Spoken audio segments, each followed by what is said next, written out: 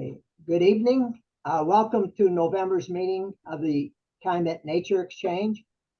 Please advise if a teacher wishes to earn professional development credit. I am recording this evening's session and it will be available on Ollie's website within a week or so. The agenda calls for self-introductions followed by tonight's speaker, Marianne Kozlowski.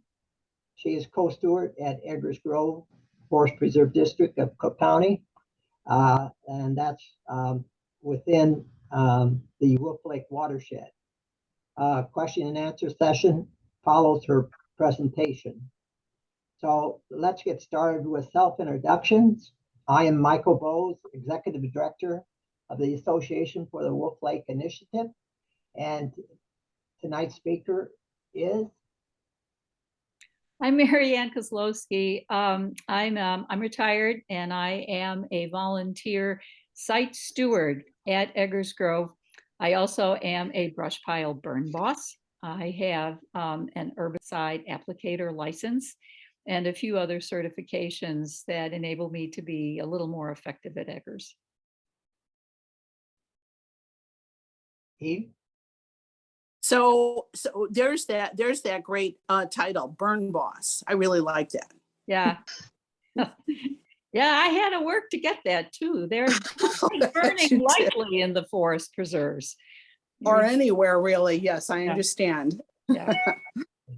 Wayne? Yeah, Wayne Schimpf, retired Chicago public biology teacher and environmental science teacher, and also chairman of the Pathway to Adventure Council's Conservation. Edie, turn that light back on. My mic isn't on? No. Okay. Well, you're on. We can hear you. Okay. And then 3 Wednesdays ago, the National Council of the Boy Scouts of America had a National Court of Honor where they presented me with the 20-year gold equivalent of Hornaday Award. That the third person that received the award was Aldo Leopold, and in the history of scouting, I'm now the 55th person to receive it. So Nice again, for all of you that I've worked along the way, I want to say thank you for working with me or allowing me to work with you to get to know you and order to deliver conservation and environmental education programming. So it's one of the reasons why I'm with the Calumet Nature Exchange, in order to increase the ability for youth to learn in the outdoors. All right, and congratulations. Thank you. Jane Healy. So I'm eating my dinner. Sorry. I'm coming literally from a board meeting, from school, from an after school event. So kind of crazed, but so apologize for being late a little bit. Jane Healy, teacher at St. Francis de Sales High School on the east side at 101st and Ewing, where I teach AP biology, regular biology, and physics. So that's my thing. And I run the ecology club. Woo woo. So the ecology club. And we're doing a lot more this year. We're doing a lot of hikes, and we're trying to organize a kayaking trip, and we're doing advocacy. We've done a ton of recycling, and we've been going around the neighborhood cleaning up trash. So I'm trying to live the dream. All right. Is that Pat Pearson? I just love any kind of programs like this. I actually attended the program that both Mr. Bowes and Ms. Kozlowski did over Labor Day weekend. And we've been just learning more and more about the Calumet region, biking, birding, hiking. So I'm all in. All right, thanks, Pat. Shar? Hi. Can you hear me? Yes. Yes. You come in okay. Okay. I'm Shar Wyatt. I'm one of the 20-year been around day camp directors for Pathway to Adventure. And Wayne has been talking and has us on your list, so I just wanted to take advantage. It sounded like a really exciting meeting tonight. All right, Catherine. Yes, hi, I'm Catherine Hu. I work as a conservation ecologist for the Field Museum. I just started this summer, and one of the initiatives that I'll be working on is in the Calumet region, so I'm excited to be here. All right. And Welcome, Joey. Catherine. Yeah, welcome. Thanks. Hi again, Catherine. Joy. Hi, I'm Joey Hines. I work with Lake County Parks with natural areas, where we do a lot of work around Grand Calumet region along the river. I've been here about 3 years, and before that I was working with a environmental contractor. Okay, Interesting. You'll have to thank tell you. us more sometime. Yeah, okay.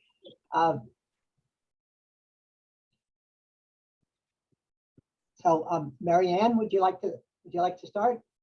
Sure. Here we go. Share screen. Okay, so what we are looking at today, or what I'm going to be discussing, is Eggers Grove and the vegetation in the marsh, which for a long time was a bathtub because it was cut off from Wolf Lake. And we're going to discuss briefly the new drainage system which the Forest Preserve District put in, and look at the marsh vegetation. But in addition to looking at the marsh vegetation, we will also just examine the plantings, or not the plantings, but the plants that grow over the drainage system. And let me explain what I mean by that. So let's go to the map over here. So this is a map of Eggers. You can see the east side to the west of Eggers. The western border of Eggers right here is the Burnham Bikeway.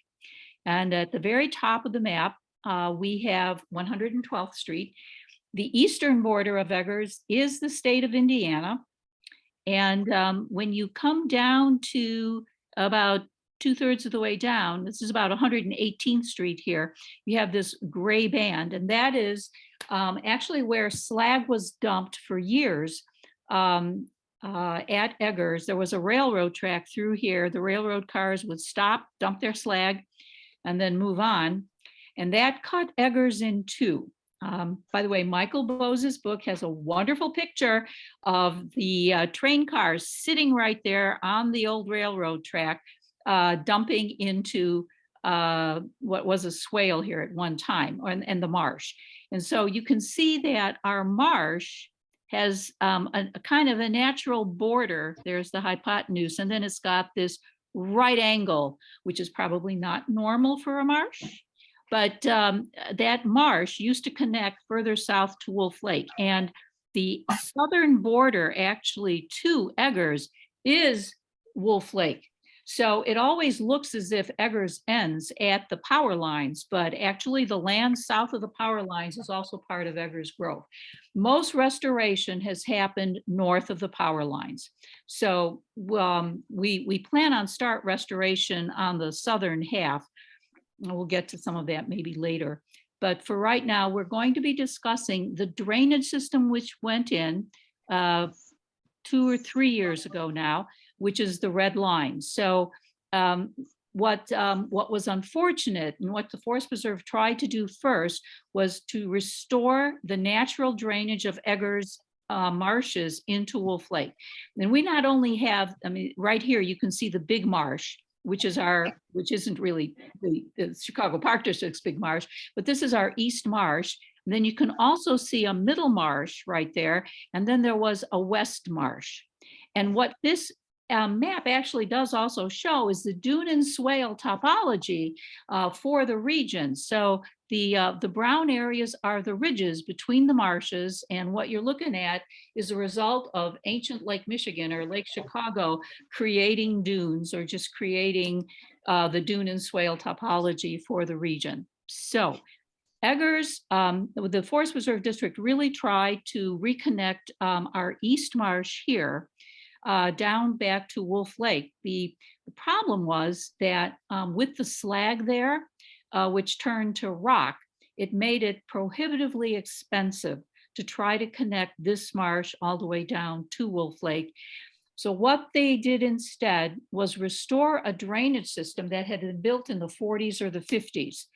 And this was necessary. This drainage was necessary because with being cut off from Wolf Lake, this marsh became a bathtub, and the water levels rose to the point where the shoreline of the marsh was no longer good for our natural, for our marsh plants.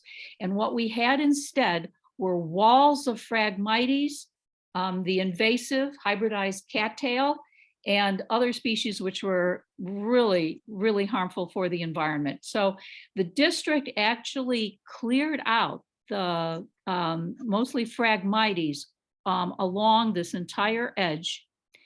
And one of the ways they can help keep the Phragmites at bay in this area is by keeping the water levels lower, hence the drainage system. Okay, so what we're going to be doing is taking a walk. You come into Eggers through here and you park over here, and we're going to just walk from the parking lot here over to the drainage system. Okay, next slide. So what we have are before and after pictures here. Once the drainage system is in place, the district actually worked with, I don't know, 12 different entities, including various federal entities in putting the drainage system in. And I'm not sure if it's the Army Corps of Engineers or someone else does check periodically to make sure that restoration is happening where the actual marsh was. So I think, okay. So if you take a look up here, so we have just walked to the edge of, Eggers here, marshes further in this direction. And this is the path leading north to 112th Street. And you can see the houses up there on 112th Street. So this is looking north. That path represents where a lot of construction was to put in the drainage system. So you can see it's recovering. Some of the pictures here will show you very aggressive native plants. We will be controlling them in the future, but for now, we are developing cover in the areas that had been bulldozed. And the only reason that this path is here is because people walk it and the district is mowing a small path there. Okay, next slide. So this is looking north. Now, if we look south, this is what we saw in 3 years ago. And if you take a look here, this is what we see now just this past fall. So the vegetation is starting to grow in. You can kind of match it up, that curving tree and that curving, the curving mulberry and an oak over there. The plants coming in are wild rye, a goldenrod, Solidago gigantea, which is a decent goldenrod to have, and a few other plants. Let's just keep moving along. So continuing south along that path, we're walking towards that bend, that little hook that'll take us into the marsh. But you can see there's a dramatic difference between what the land looked like right after construction of the drainage system, and this is where the drainage system is, right along that path, and this fall. So a lot of plants have started coming in, many of them, if most of them, on their own. By the way, this picture here also shows you the gentle slope of this ridge, the gentle slope of the land. So what you can see is you're on the ridge, you're on the dune of the dune and swale topology. And over here to the right is our middle marsh. And then beyond that, and you can see it's all open. And then beyond that, you can see a tree line. And that's the other ridge that separates middle marsh from our west marsh. Okay, next slide. It's amazing how that recovery has come forward. I mean, that's really remarkable. Actually, it is very encouraging. One of the reasons the road is still here is that there are still a lot of plantings going on, and I believe they need, just one of those little mini trucks, mini Jeeps to transport a lot of stuff for the plantings. But even that, at some point, we hope to reduce the width of this particular path right here. Now, you can also, well, let's see, we'll go on to the next slide. Let me, come on. Whoop. Sorry, I'm spastic when it comes to, okay, here we go. People do ask, how come we have so many dead trees at Eggers? And there are two reasons for that.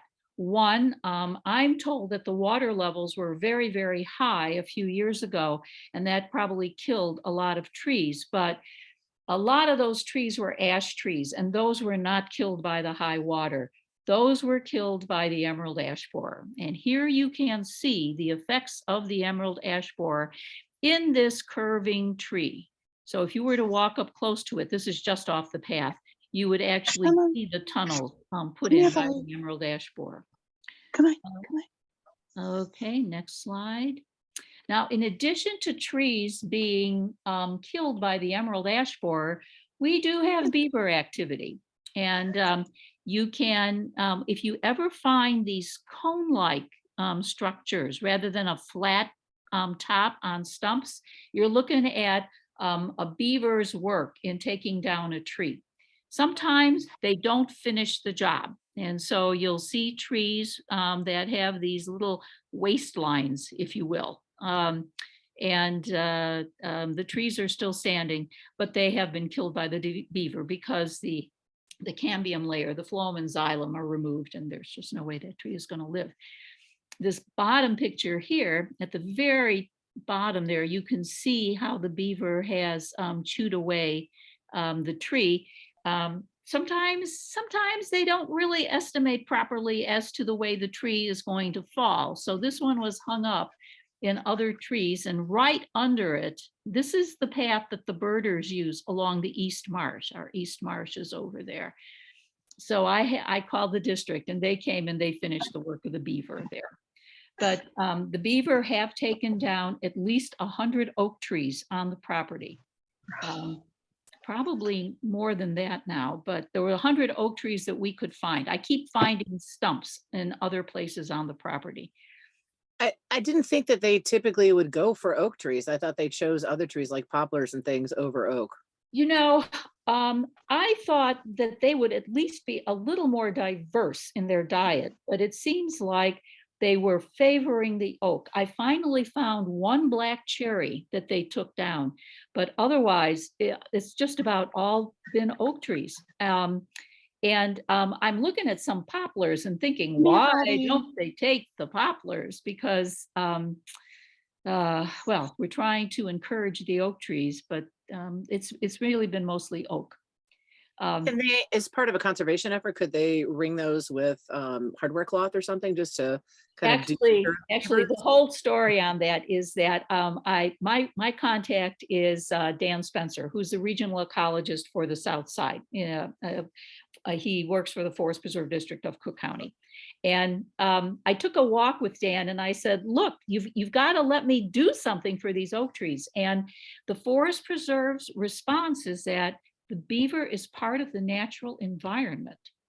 And so unless the beaver, the policy is, unless the beaver is damaging property by creating dams that cause, water to flood people's basements, or flood out roads, which make driving hazardous, the beaver stays. Now, the thing is, our marsh, as you will see in future pictures, our marsh has not been very deep over the last 2 or 3 years. And the reason is the very dry summers that we have had. So there has not been enough water for the beavers to make, to rebuild their lodge at our East Marsh. So I've had no beaver damage recently. All those pictures are from previous years. But anyway, I took a walk with Dan Spencer down the East Marsh path, the birders path. And I just said, look, we're going to lose all the oak trees. And well, of course, that was hyperbole, but we made a deal. We decided that any of the trees which were between the marsh and this path, the beaver could have. Anything west of the path, I could fence. And so that is a future project for Boy Scouts, a school group, somebody else to come, and I've got the fencing. All we need to do is put it up. So, okay, so what you're looking at here is, again, we're still walking down that path towards the bend into our East Marsh, and it just shows this is our middle marsh. It's another picture just showing how the vegetation along the path here is coming back.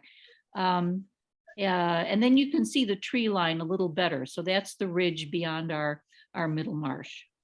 Okay. All right, so we have arrived at the point where you are looking into our East Marsh. Someplace out right about here is the drainage structures intake pipe, which will drain the water out of East Marsh. And this is what it looked like in March of 2020 after the construction was done. So you can see that they've put down that, I'm not sure what you call that kind of, whatever. So it's to hold, it's some kind of cloth to hold the soil back.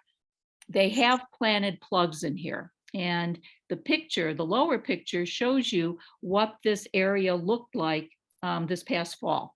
So you can see it has gone from this wide open, obviously developed path into just a narrow path that birders use. And what you also see in the picture, for those who know what Phragmites is, you're looking at Phragmites here. And so it shows that even though the whole thing was torn up and then we've had to reconstruct it, and even though the district took out the Phragmites will be an ever, it'll be a constant battle until we can finally remove, no, wait, not just yet. Wait, I thought there was another. Yeah, okay. All right, I'll talk about Phragmites later. So this is the view looking a little bit to the southeast. Again, this is the top picture is the March 2020, and you can see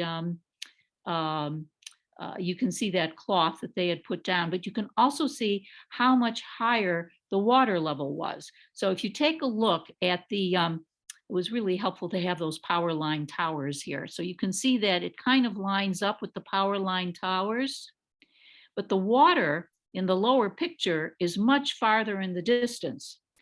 And instead, what has happened is marsh plants, which were not planted, are showing themselves in the lower picture. What you have mostly here is a very sturdy marsh plant called Nodding Burr Marigold, Biden cernua. Let's just go to the next slide. And so this is a picture looking more to the northeast. Again, you can kind of line things up with some of the towers and some of the other structures there. But you can see that the water level was much higher in March of 2020 when the top picture was taken than in the bottom picture. And again, you can see the problem here with purple loosestrife. I'm sorry, not purple loosestrife, with Phragmites coming in. Okay, next slide. And this is the real problem. What you have here is a solid wall of Phragmites, and this wall continues all the way up to 112th Street. Wow. But what is encouraging, and Dan keeps reminding me of this, Dan the ecologist, if you look at the next slide, Dan tells me that the entire shore of East Marsh was a wall of Phragmites. And this is looking south at the area which the district has spent a lot of time and treasure removing the Phragmites from, and the invasive cattails. So it's simply a question of having the resources to do the same thing for the northern part of the marsh. But Are they planning on wicking that? Are they, I mean, how are they gonna do well, there's control? several ways. We, for the smaller patches of Phragmites, they do hand wick. And in fact, I have hand wicked as well. And I'm looking for other herbiciders who might help with that effort. Given that this referendum has passed in Cook County, we're looking forward to possibly getting more resources to help with the marsh invasives going forward. But did that answer your question? I'm making sure that. Well, you just mentioned that you were possibly, there were other methods too. I mean, Well, the I'm other happy method, to bring yeah. my ecology club over to help you guys, because I would love to have them be involved in this. It's a small group, but they're mighty, small but mighty. They're wonderful kids. Oh, we will talk. We will talk. Well, the Phragmites is generally herbicided with backpack sprayers. If it's a large area, they will, it's a mass spraying. And that Phragmites patch that was really ugly in one of the earlier slides, there's almost nothing else growing in that Phragmites. That's all it is. And I've seen pictures of Phragmites roots. It's I know, they go like 30 feet. The rhizomes go like, they're awful. The ridiculous. And then rhizomes actually form, they almost like a wall. Someone took a block of the rhizomes and just cleared all the soil off of it so you could just see the roots, and took a picture. And they showed it to us in our herbicide class. It is impressive, formidable, and depressing. Okay, so what we're looking at here is the view south, and you can see that there is almost no Phragmites in this shot.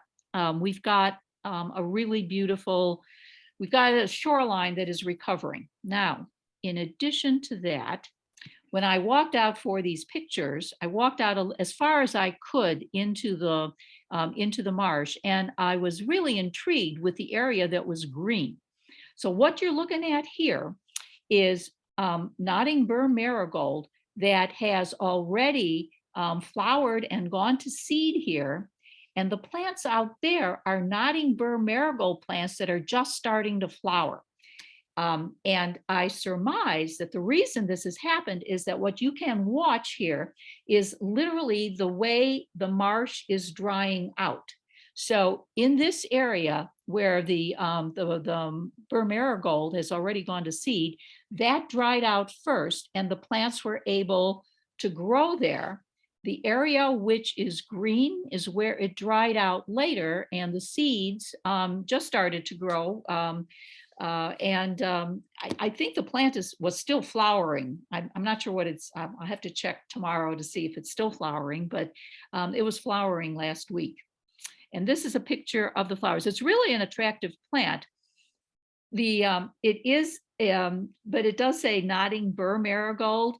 My pants were covered with hundreds of burrs after taking these pictures. It was, my pants were sacrificed to get these pictures for you. well, it's that time of year. Yeah, yes, it is. Yes, it is. But Okay. it's so exciting to see that growth and that recovery. Yes. Okay, now, in addition to, so that was the nodding burr marigold has come in by itself. It's an example of one plant. There are a few others, but that was the most spectacular and obvious example.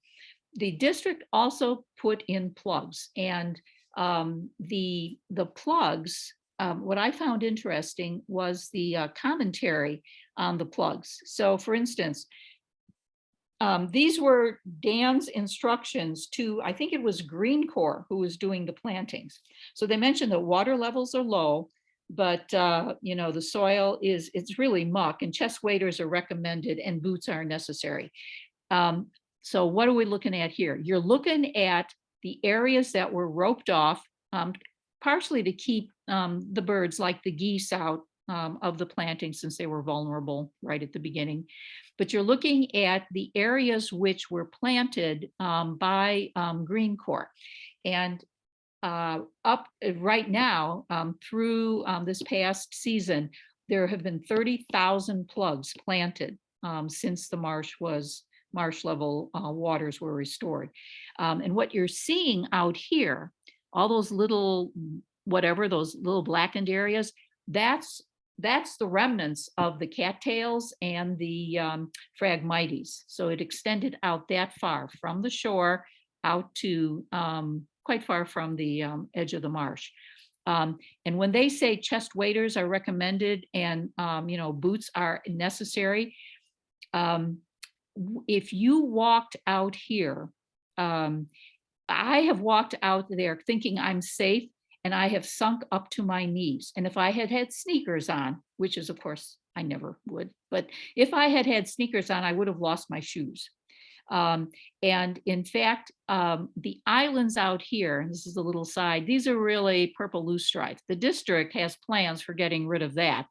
But one contractor thought he could walk out there in low water and just hit the purple loosestrife.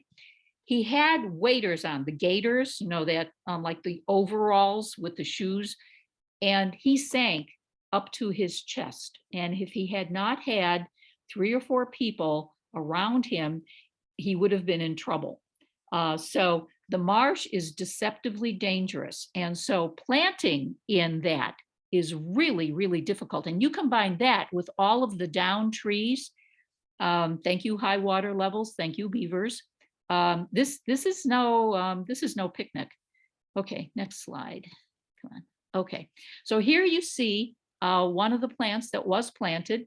This is one of the bulrushes doing quite well. I think this picture was taken last year. And in 2021, they did plant 12,500 plants. But as I say, the current cumulative total is 30,000 plants.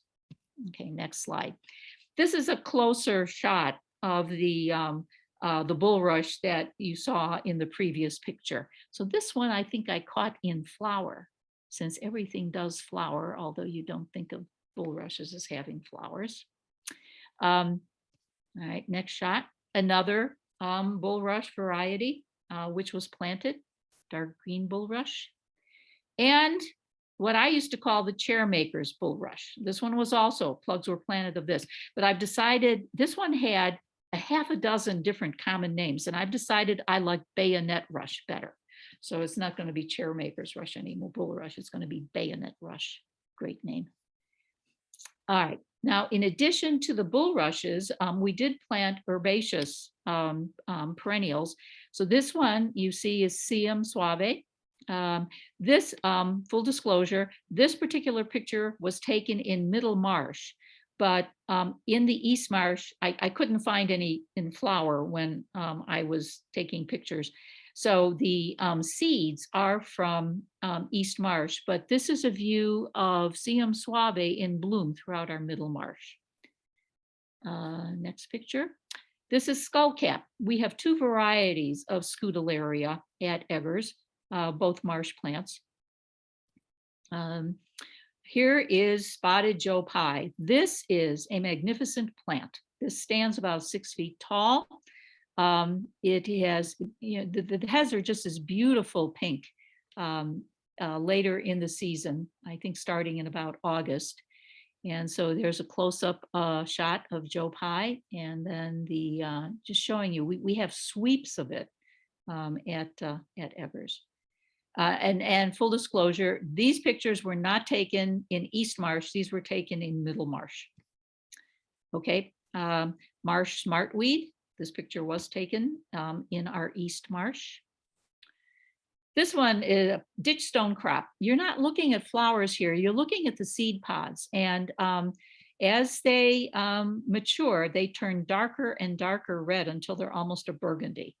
But so this plant is actually beautiful, even in seed, ditch stone crop. This was taken in our East Marsh.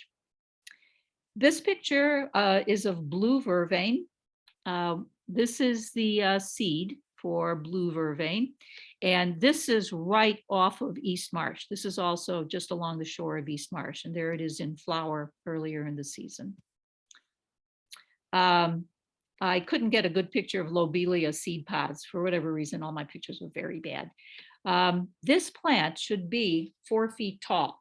Unfortunately, my examples are never taller than maybe 18 to 24 inches, we have a problem with deer. And lobelia happens to be one of their favorite plants.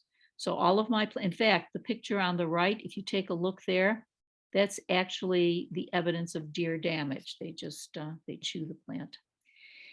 In addition to, we also have various sedges on site. These sedges were planted as plugs, but we have a lot of evidence of this particular sedge, bristly sedge, all along the shore of East Marsh. This sedge does hurt. If you gather this without gloves, you get prickled pretty badly with this sedge.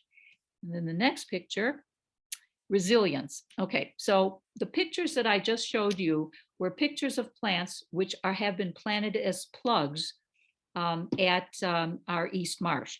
Now these pictures are pictures of plants that were there all along and are still there. And the most, I think the one that I like the best is this one of swamp thistle. Swamp thistle is a plant, and this was growing maybe 10 feet off of the some of the previous pictures that I showed you. It was growing almost next to me in season when I was taking these pictures. Swamp thistle is a thistle which is a very, very conservative species. I don't know how many of you know about Wilhelm and Rarica, the plants of the Chicago region. It's a book that lists about 2,000 plants that grow in the southern Lake Michigan basin, and their survey area includes extreme southwest Michigan, state of Michigan, all the way through northern Indiana, through northeast Illinois, and into extreme southeast Wisconsin. And what Wilhelm and Rarica did was classify plants based on how faithful they are to a particular environment. 0 means it can grow just about anywhere. In fact, it's probably weedy. 10 means that if you breathe on it, it's likely to disappear because it is very sensitive to its environment. Swamp thistle is a 9. Generally in restoration, if you start finding plants with higher coefficient of conservatism numbers, it means that you're doing something right. And the fact that we have swamp thistle growing at Eggers is a very, very good sign for Eggers. And you can see, so the other thing, if in case you, if you take a look at the bracts, or you just take a look at the base of the plant here and all of those little overlapping, look like leaves, those are bracts. They are absolutely smooth. There is no spine. There is nothing standing out to hurt you if you touch it. In fact, the bracts on swamp thistle are actually a little sticky. So it's one way of identifying this thistle from invasive thistles like the bull or other thistles that we have. And then there's a close-up picture with bees having a feast on the swamp thistle. Okay. This is another good sedge, hop sedge, Carex lupulina. This is one that we do collect at Eggers. You know, if you're in a wild mint patch along the shore, because it smells like mint if you step on it. We have probably 2 or maybe even 3 different species of native rose at Eggers. We have what I believe is Rosa carolina. And we also have colonies of Rosa satigera, which is a rose which can grow to a considerable size. It's a bush, it's a rose bush.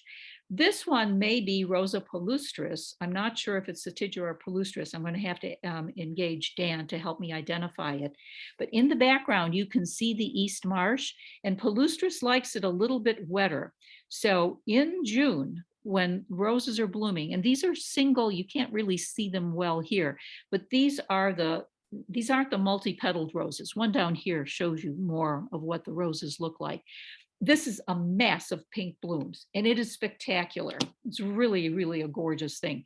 So we're not only, helping the bulrushes and the certain herbaceous perennials, we are also helping various shrubs. So let's see. Blue flag iris. That again is our East Marsh. And here what you see are iris plants. These were not planted from plugs. These were there and these are really thriving. If you come through Eggers in, I believe it's June, and just walk along the ridges between the marshes, when you look into the marshes, you will see hundreds of blue flag iris flowers. I mean, there are a lot of flowers. This is also a very good conservative species. Then you can also see monkey flower, Mimulus. This grows oftentimes alongside the blue flag iris. And we also have swamp milkweed. So here's a butterfly enjoying a meal on the swamp milkweed. And the seed pods for swamp milkweed are much narrower than those of our common milkweed, which we also try to encourage at Eggers. Another difference between the two, besides the fact that swamp milkweed really likes wet feet, is that I have seen swamp milkweed plants at Eggers with up to 90 seed pods, which you'd never see on a common milkweed, and just amazing numbers of seed pods. So I have great hopes for a bigger population yet of swamp milkweed. This is another great plant for a wetter area, tufted loosestrife.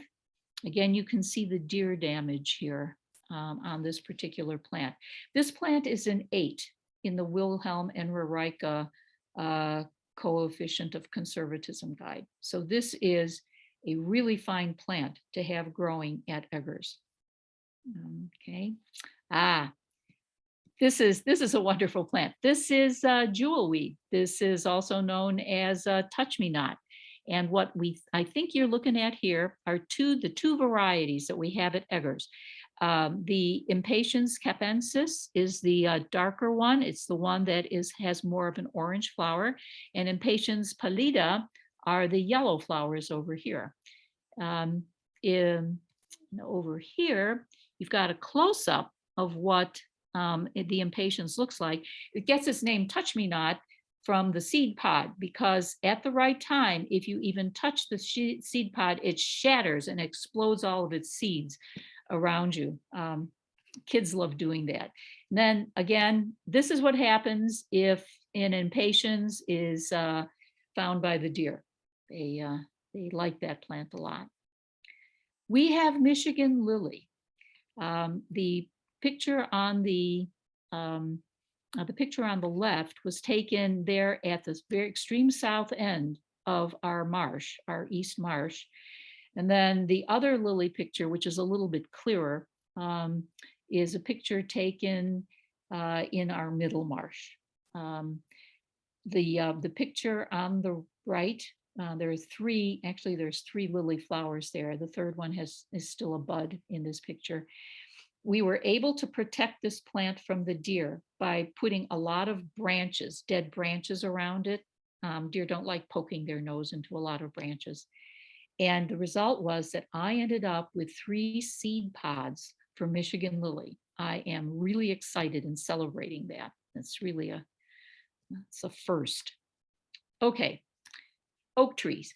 This is chinkapin oak, and Wilhelm and Rarica describe it as once occurring in a dry, sandy, wooded area on the Indiana side of the border. It has been destroyed through development.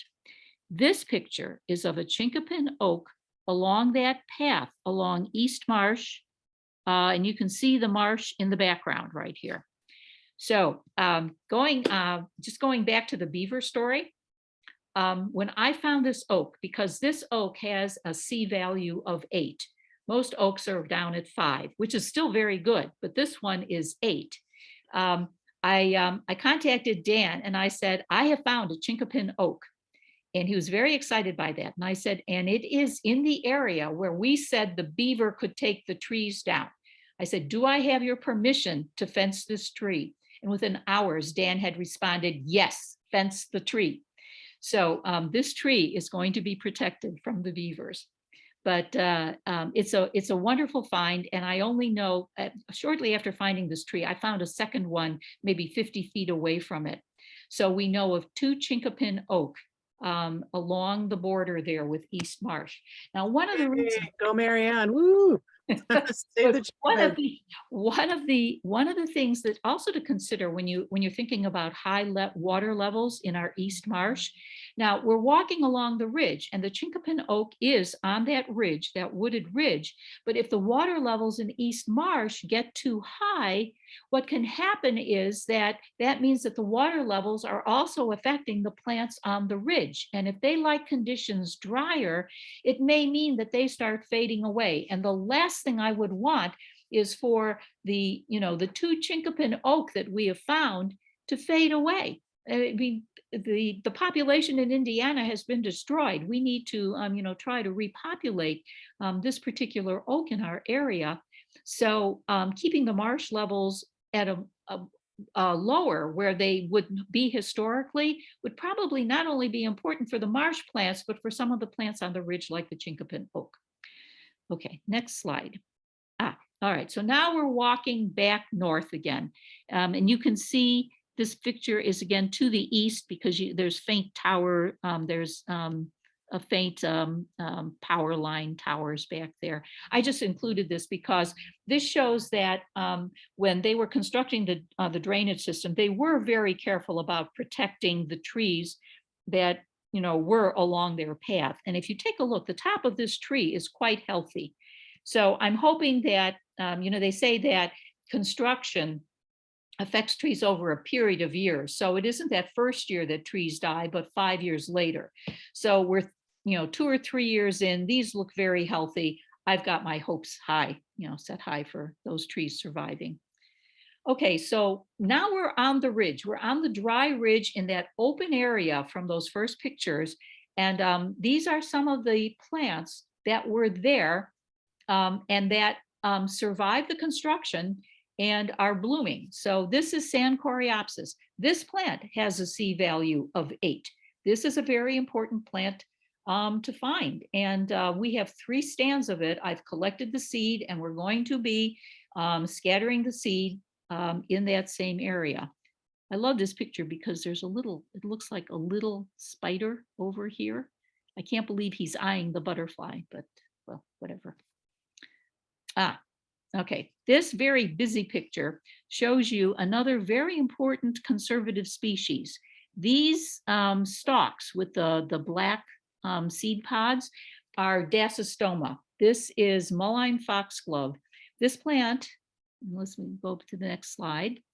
So here you can see it a little better, is parasitic on oak roots. It occurs in the Burr white oak savannas. But it is a very conservative species. It is also an 8. And we have a lot more of this at Eggers than anyone would figure we would have. Actually, the ecologists are very happy that we have this plant. Again, if you have these conservative species, it means that your restoration, you're doing something right in your restoration because these very finicky species are comfortable where where they're at. And then here you have a picture of the flower. Now there have been areas, we have areas that are really thickly populated with this plant. And I was standing in the middle of one of these populations right off of one of our parking lots, wondering if perhaps maybe they shouldn't be thinned out or something. I had a hummingbird come up within 3 feet of me to feed on the nectar from these flowers. And I decided I'm not talking to Dan about removing any plants. The hummingbird convinced me maybe next year we'll talk about that. All right, here's another, this one is a sturdy species. This one has a C value of about 4. This stalk right here is figwort. And what you see on the other side are the flowers. The flowers are not very conspicuous, but the insects love this plant. This is a good plant for them. Okay, now this very busy shot shows you 2 things. It shows you an anemone right here. It's actually also commonly called thimbleweed, and you can see why. The base of this does look like a thimble. And what's happening is the thimble is coming apart and the seeds are going to be blown elsewhere. And here's another thimbleweed down here. But these thimbleweed are only surviving because of prickly ash. And you can see some of the prickles. This is a pretty mean shrub. This is a native shrub, but it is protecting my thimbleweed because the deer like the thimbleweed, but they are not about to stick their noses in the middle of a stand of prickly ash. So that's the only reason why I have this thimbleweed. And I'm collecting the seeds to put down in other areas. So we'll hope for more thimbleweed. And then in some of those early slides, we were just talking generally, the plants, there were a lot of plants, growing almost to the edge of the road path there. And what some of them are wild rye, common milkweed. We have a grass leaf goldenrod, and all of these are obviously in seed. Next slide. So in addition to the flowers, those plants, there are shrubs which we're very, very happy to encourage at Eggers. And again, this is looking east from the path. This is on the ridge. These are the catkins of American hazelnut. And it really turns a beautiful color in the fall. And the lower picture here shows you a cluster of 7 hazelnuts developing. We have been doing a lot of restoration on the ridges there along between Middlemarsh and East Marsh. And in the past, when I have seen a hazelnut, I've only seen a single hazelnut. So we must be doing something right on that ridge if I have 7 hazelnuts in a bunch on one of the plants there. That is something.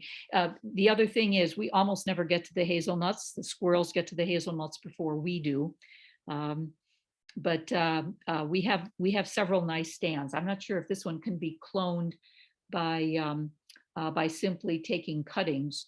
I know that the district has done that with other shrubs that we have enough of to where we can offer them to other Forest Preserve District sites for their restorations.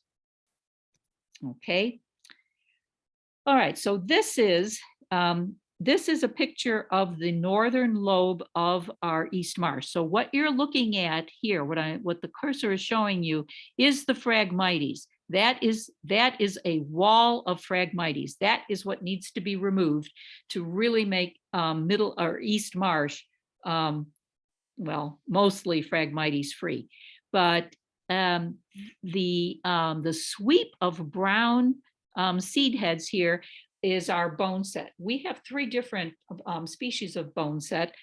I believe most of the bone set in this picture is Eupatorium perfoliatum. So this is a bone set where the leaves meet without any stem at all in the center stem of the plant, without any petioles at all, and meet in the center stem of the plant. But the Eupatorium are beloved by butterflies. And I think I counted something like 7 or 8 butterflies in this picture, really, taking advantage of the bone set. Now, in addition to the plants, we do have animals that will benefit from healthy, thriving marshes. This is a salamander. This picture was taken in our Middle Marsh, full disclosure, not our East Marsh. But the Shed Aquarium actually works with the Forest Preserve District of Cook County, and they were actually doing a survey of the salamander population in our marshes, and they say that it is a healthy population. Now, there's a special story with this picture. I took this picture one March when I was cleaning up trash, and someone had left their jacket, their puffy jacket, in the marsh. And I thought, well, that's terrible. And I was taking it out as trash. And when I took it out, I uncovered this salamander. And I realized it was staying warm under the puffy blanket. So I was torn. But I put the puffy blanket back after I took the picture. And then I wrote to Dan Spencer and asked him, did I do the right thing? I mean, because it was going to get cold and I wasn't sure if this salamander had enough cover. Okay, so there's salamanders in our marshes. We have many species of dragonflies. And Jane, if you've got any students who want to become dragonfly monitors, or I'm wondering if that can be done as a class project, we've got a lot of dragonflies that need to be identified. This is We've one got of some them. photographers in our group, so we could look into it too. Okay, and then the next one. Oh, wait, there was another picture. Ah, here we go. Painted turtles. Full disclosure, then this turtle was in East Marsh. I couldn't get a picture when it was sitting on the ground, so I put it up on a log, but it was very patient with me and it looked out at me and just, all right, take my picture. So we do have painted turtles in East Marsh. And I include this picture just because of the contrast. So this is looking across our East Marsh into Indiana, and it always strikes me as a miracle that this jewel of a site, Eggers Grove, survived all the industry around it. And then finally, wait, there's one more slide in here. Yes. Walking along that path, probably well, it was still growing season at the end of October. I looked to my east, and there it was. Oui, O-U-I. My plants speak French. And I interpret this to mean, yes, vote yes for that referendum. And in fact, 2 out of 3 people did, and the referendum has passed in Cook County. So we will see many, many more plants, good plants growing at Eggers. And the very small last picture right there is of a little blue stem. This is my little miracle little blue stem. This is the only one growing along that path that I have found.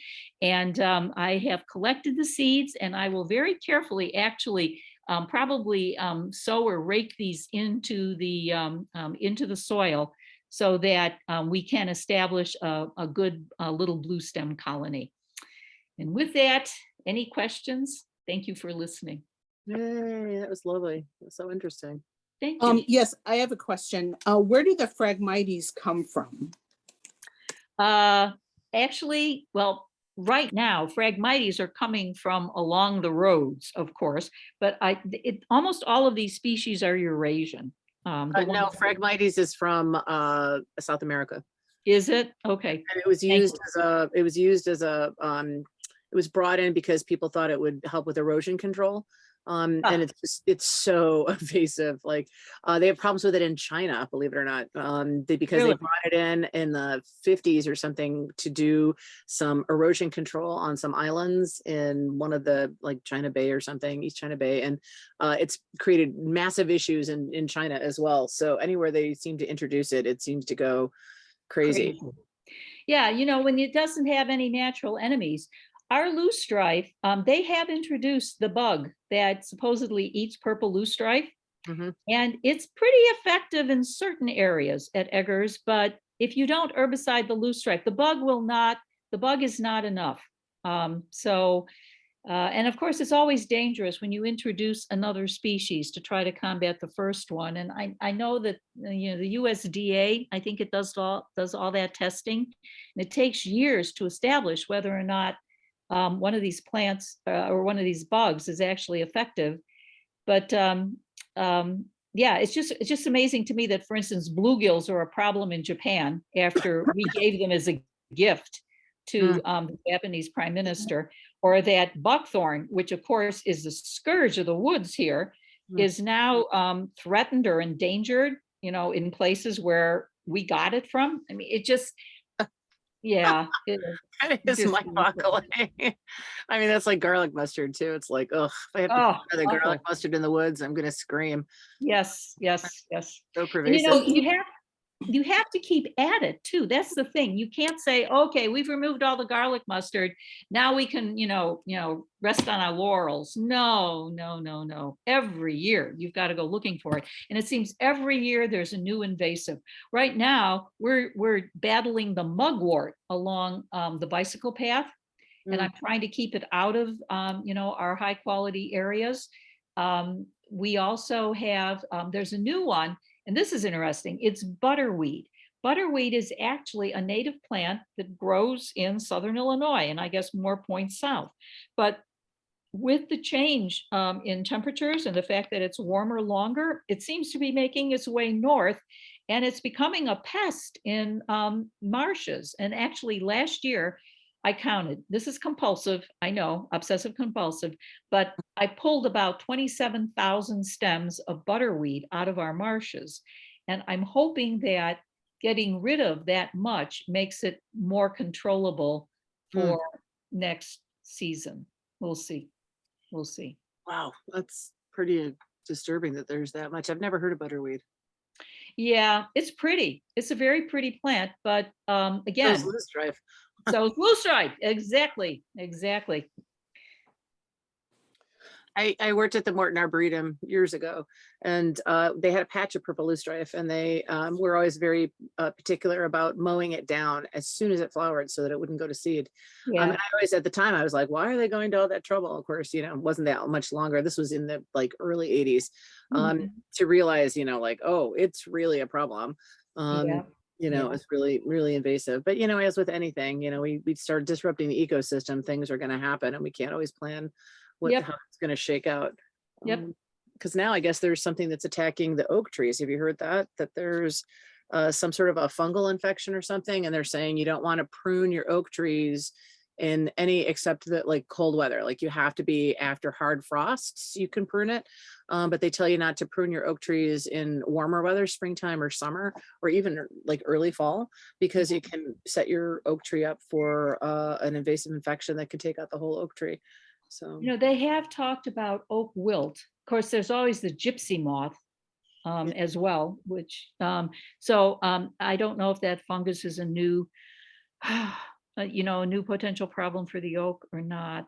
Our oak trees are actually the most common problem for our oak is simply being blown over.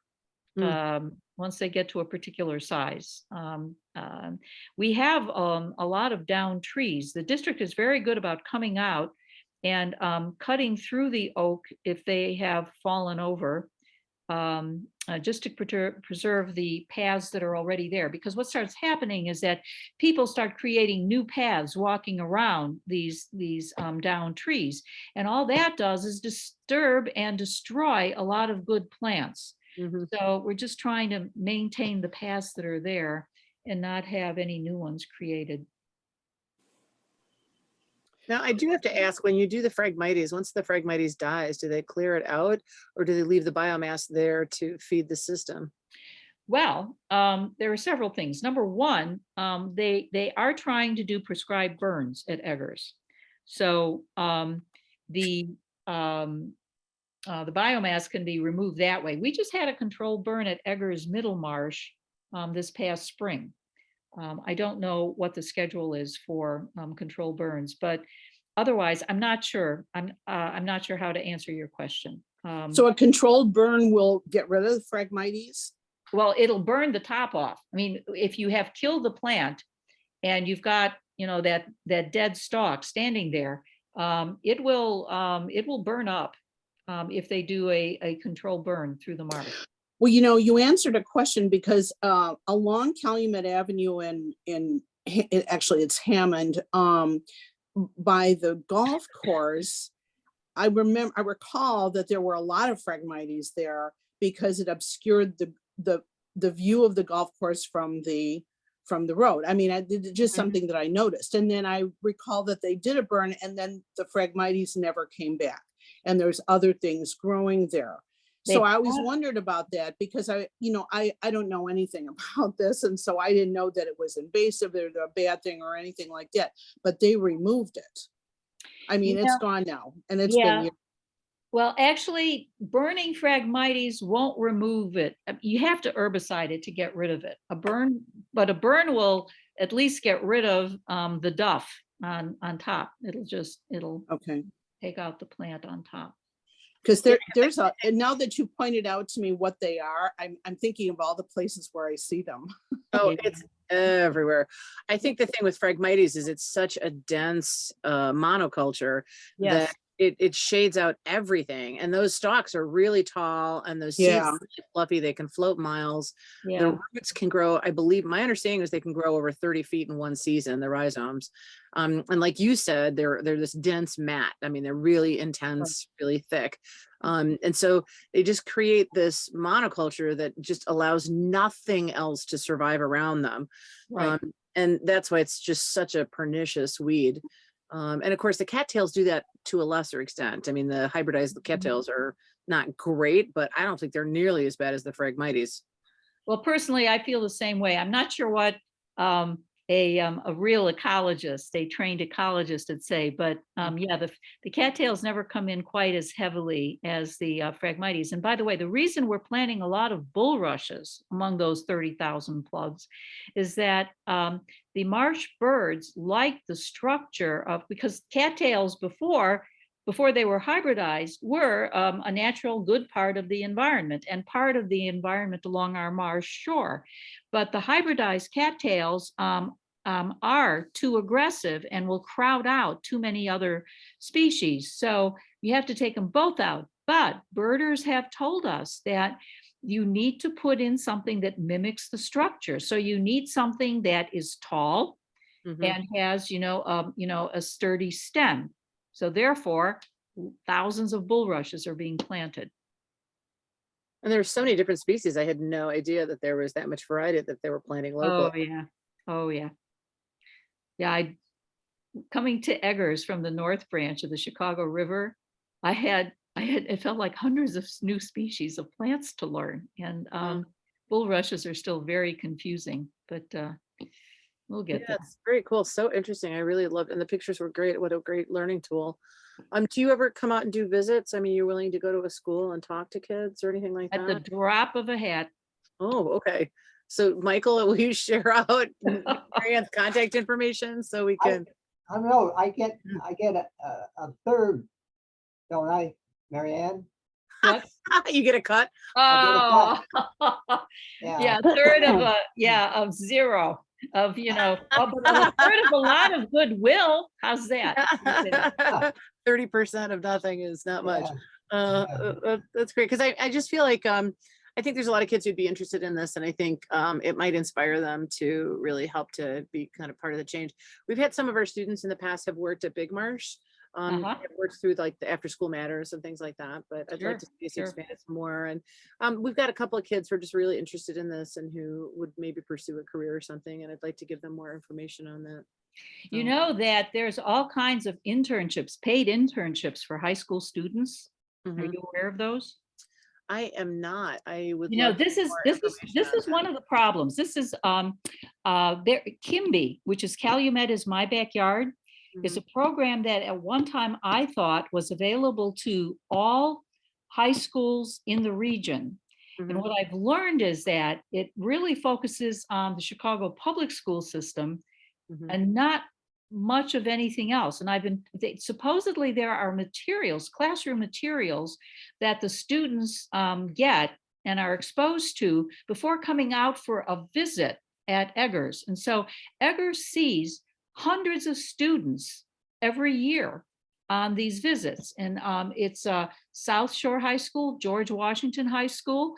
I've got Morgan Park coming out tomorrow. Gwendolyn Brooks High School has come out, and there's one in there someplace that I'm missing. I don't remember. That's interesting because I've brought field trips out there, but I've led them. Like I've been the person who's been in charge, walking down the trails and pointing. Yeah. Things, but I would love to have a naturalist do that. I mean, I would love to have someone who could come out and talk, because I mean, my kids, and they know I'm passionate about it, but I think it's always really powerful to have guest speakers come in and bring that authority and that, that passion to it. So it's not just their classroom teacher who they see every day, it's someone different. Well, when you bring them out for for nature walks, one of the parts with Kimby and John Pastrick, the other steward, and I actually plan regular work days. So these students come out tomorrow. The students are going to come out. There will be a brush pile burn going, and they will cut invasive species or get rid of some of the downed wood, which affects other things. And we will keep them warm with the brush pile, bonfire. In season, we collect seed. And they do other kinds of work. So it turns into a learning experience, but also an experience with, doing actual work, which is good for the forest preserve. So I don't know if you want to consider that, but that's also a possibility. Okay, Yeah, Thank I definitely, I think there'd definitely be some interest in that. I'd like to learn more. I didn't know that there were paid internships. I know that we've had kids who have worked at Big Marsh who got paid like in the summertime. They were high Yeah. school students, but Yeah. I didn't know that it was available at Eggers because for some of our kids, like Big Marsh is hard to get to. Mhm. And but Eggers is not. I mean, Eggers is much easier to get to because they can take the bus straight down or ride their bike, or walk. Sure. even. Well, actually, the paid internships aren't necessarily at Eggers, but I think they understand the organizations that provide these internships, these paid internships, understand that it is harder for students to get from place to place. And I think transportation is one of the things that's provided for. But I think the Friends of the Forest Preserve, I can check, which organizations are heavily involved in this, but I think Friends of the Forest Preserve is one. Let me check on that for you because I know several people there that can give me more information on that. I would okay, love that. That'd be so great. Thank you so much. Sure. okay. I've got to bring this to a close because otherwise I'll run out of time. I just want to thank everybody for participating, and we'll get the word out in January. We won't have a meeting in December, so January will be our next meeting. But Marianne, especially thanks to you. Oh, my pleasure. All right, I've got to. I just, yeah, Marianne, thank you so much. Catherine, don't leave. Where would I get your information to follow up about information from the Field Museum? Ah, got you. Okay, I'm cutting and pasting Catherine's info right now. Don't cut me off, please. Okay, Yeah, I can add you to the, if you email me, I can add you to our email list for the Bobian workdays. Okay, sounds good. You'll know, yeah. Okay. okay, yeah, I was just afraid that it would cut off, but we can keep talking till it cuts us off if you want. That's fine. I just was trying to get contact information. So, Okay, I know, yeah. working around the clock. well, I mean, I don't usually get the brain trust in here, so I've got to like sift through Okay. it as much as I can. I got to get the info. So, I really appreciate it. It has been a long day. I'm so sorry. I don't want to keep you any later than you already are because it can be really exhausting. And then just as a follow-up for those of us that are educators and to get our or CPDUs, like, is there a way is that something that Michael, that you're going to send us, or how is that going to work? Oh, no, it's already set up. If anybody wants the credit, they just have to let me know. Okay, because you'd asked us what state, and I had contacted you and told you it was Illinois, and I just didn't know if I needed to do any follow-up from that to get the CPDUs. So Yeah, Illinois or Indiana, and then we can. That's all I need to know. okay, so I emailed that to you, so I don't have to do anything more, right? You're gonna take charge of that? Yes, and we go through open lands for that. Lance, okay, cool. I just, Okay. like, might as well get like all the bang for the buck that I can. I'm like, rah, I would have done this anyway, but it's nice to get those hours since I need them. So. Okay, well, thanks, everybody. I'm going to turn off the recording.